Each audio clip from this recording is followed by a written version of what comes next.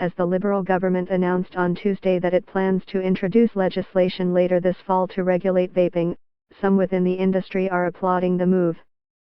Beju Lakani, former president of the Canadian Vaping Association, CVA, and current CEO of Vaping Brands International, a Canadian manufacturer and distributor of vaping products, said federal regulations are long overdue.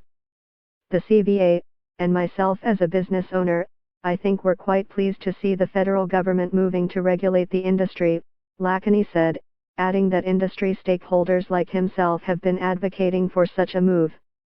In the Health Canada statement, I think some of the things that we especially appreciate are the call for a balanced approach, balancing both the need to protect youth, while at the same time also acknowledging the need to have relatively easy accessibility for adult smokers who are looking to use the product as a less harmful alternative to tobacco.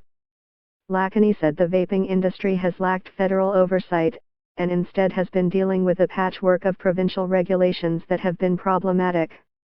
In Quebec, we had almost a complete shutdown of the industry by the provincial government when they erroneously chose to lump vaping products in with tobacco without any distinction at all, he said.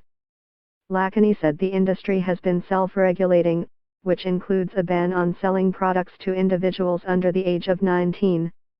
He also noted that the Electronic Cigarette Trade Association of Canada introduced measures in 2011 such as testing of e-liquids for various contaminants, child safety caps and proper labeling on bottles to inform people of the dangers that may be present that have been adopted industry-wide. He made sure consumers knew if they were dealing with a company that was abiding by these guidelines, they were dealing with a responsible company, said Lakani. And it also gave the government, we hope, a bit of a template in which they can follow should they choose to.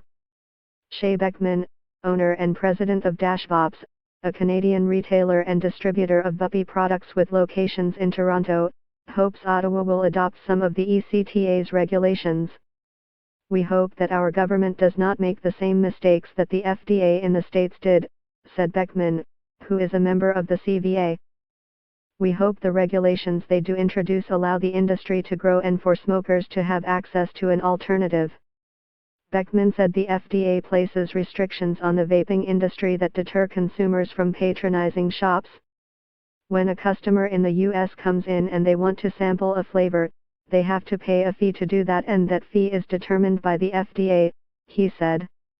It actually discourages people from trying to come in and vape because they're like, what if I don't like it? Then I'm losing money.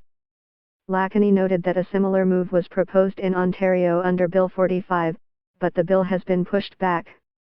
He hopes that if or when the bill is reintroduced, the government has also reconsidered a stipulation that would have banned vaping in all public spaces, which would have included vapor stores.